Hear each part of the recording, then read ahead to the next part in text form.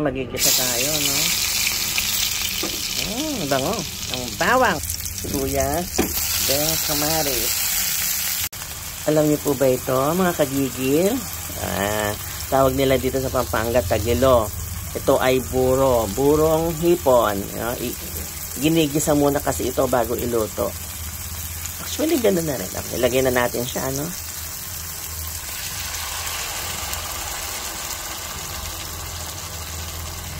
Yan.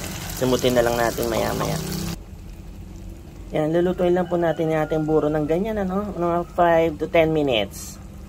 Yan, luto na po ito, ano? Actually, nung bata po ako, naku, ayaw na ayaw ko yung amoy nito. Pero nung natikman ko, napakasarap pala.